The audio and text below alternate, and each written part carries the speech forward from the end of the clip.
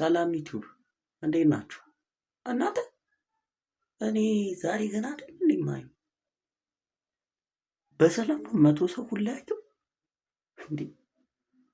እኔ እኮ የሰው ቻናል ገብቼ ነው ምንድን ነው እያልኩኝ እኮ እኔ 3 ሰው ግፋ ካለ በቃ 24 ሰው ምናምን ነገር ካየው ብዬ ነበረ።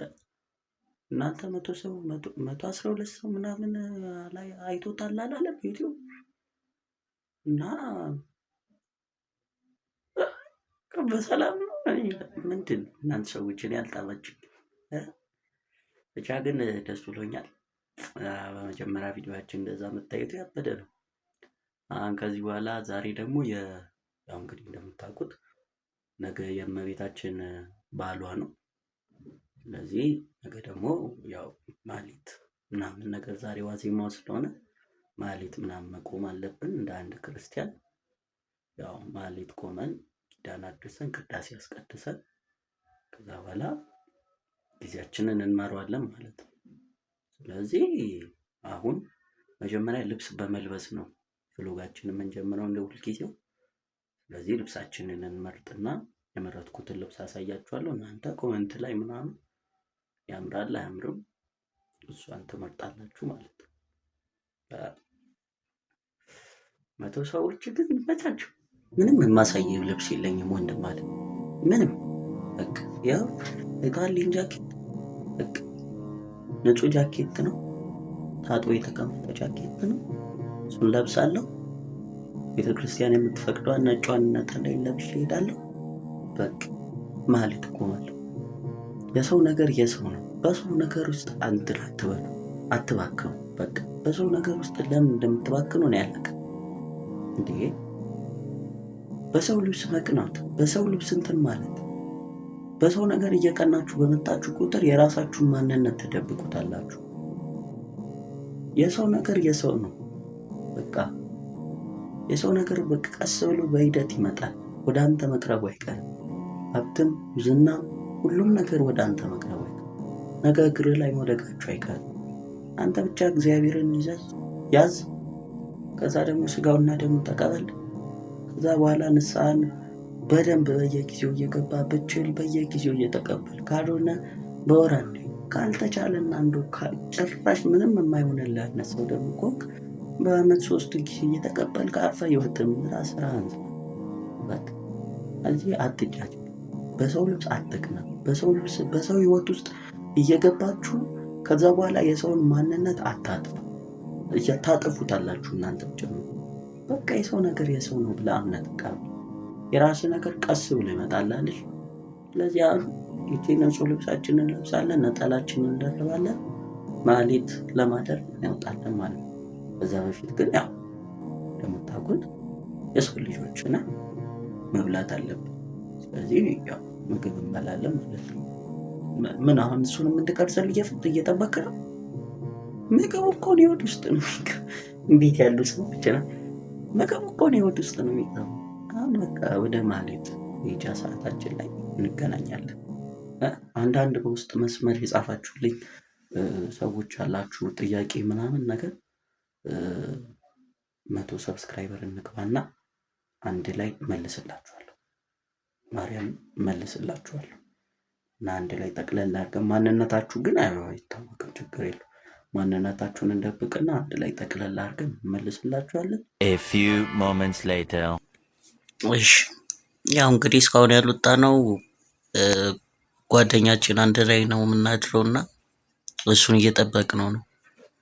ይሄ ደግሞ እንትን ኮፍያ ማረገው ያው ሰሞኑን በጣም ስለታመምኩ ነው። አሁን ራሱ ታምሜ ነው የማድረው። በቃ ጉንፋን ምናምን ነገር ነው የሚያመኝ።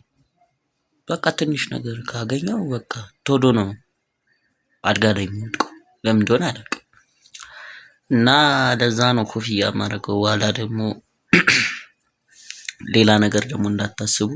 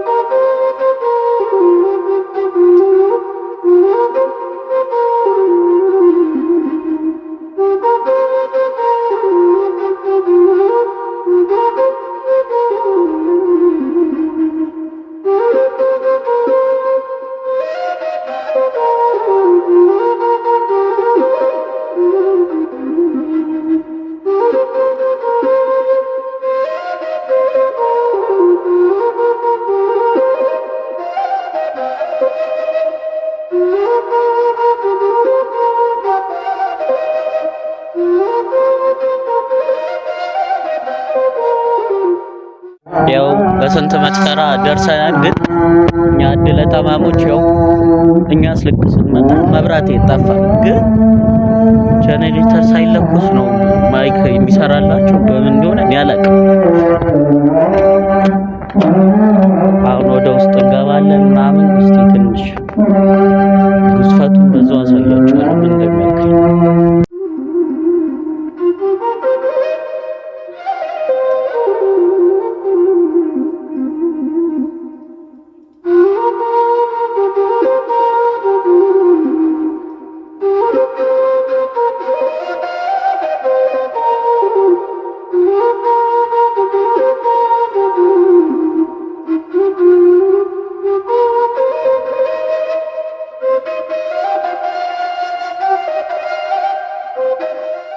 ታይል ምንድነው እንዴ? እኛ ማህሌት እኮ መቆም አልቻልንም። ምንድነው 10 ጊዜ የምታመጡት የምታጠፉት? አሁን ራሱ በጨለማ ነው ያለነው።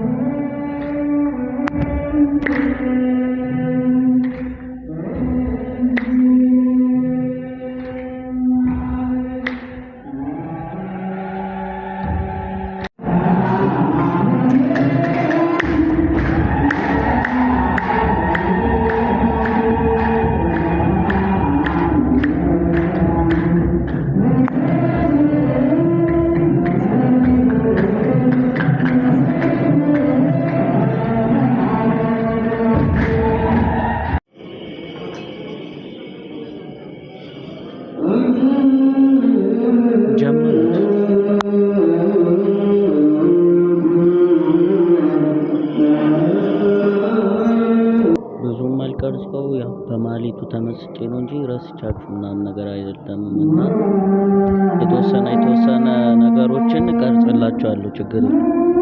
በነገራችን ላይ ለካሜራማኖች እነዚህን ነገሮች እመክራችኋለሁ። የመጀመሪያው ነገር በቃ እንደዚህ ለሰርግም ሊሆን ይችላል፣ ለማንኛውም አገልግሎቶች ወደ ቤተክርስቲያን ስትመጡ በቃ ነጠላ ምናምን ወንዶች ናችሁ ጊዜ የምትቀጩትና ነጠላ ምናምን አጫጭር ነጠላ ላለመልበስ ሞክሩ። ረዣዥም ነጠላዎችን ምናምን ለመልበስ ሞክሩ። ሁለተኛ የማይፈቀድ ቦታዎች አሉ። መቅደሱ መግቢያው ጋር ወይም አውደ ምሕረት የምትባላችሁ ያቺ ከፍ ያለችዋ ቦታ እዛ ጋር መቆም አይቻልም ከዲያቆናት ከቀሳውስት በስተቀር እና እዛ ጋር ላለመቆም ሞክሩ። ቅዳሴ ላይ መቀረጽ ምናምን ቅዱስ ቁርባን ሲቀበሉ ምናምን መቅረጽ ያ ነገሮች አይፈቀዱም። ሙሽሮችን ምናምን እዛ ላይ ማስወጣት አይፈቀድም። እነዚህ ነገሮች ተጠንቅቃችሁ ትበሉ እና በነገራችን ላይ በእውነት መሬ ነው ከልብ ካሜራማንነት በጣም አዛ የሆነ ነገር ነው። በቃ የተወሰነች ትንሽዬ ፖዝ ካገኛችሁ አንሱ ናችሁና ግን ለዛች እንትን ብላችሁ ደግሞ ከእግዚአብሔር ጋር እስከ መጨረሻው ድረስ ከምትቆራረጡ ያችን ነገር ትቶ ከእግዚአብሔር ጋር አንድ ላይ ህይወትን መቀጠል ይሻላል የሚል እሳቤ ስላለኝ ነው። እና እንደምታዩት ነው ድምፁ በጣም ነው የማህሌቱ ድምፅ ከፍ ያለ ድምፅ ነው ከኔ ድምፅ አንፃር።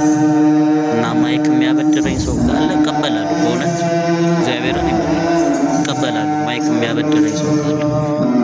እና አሁን ከሌሊቱ 6 ሰዓት ከ30 ሆኗል። እና ማህሌቱን ያው እንግዲህ እግዚአብሔር እስከ ቅዳሴው ድረስ በሰላም ያቆየን።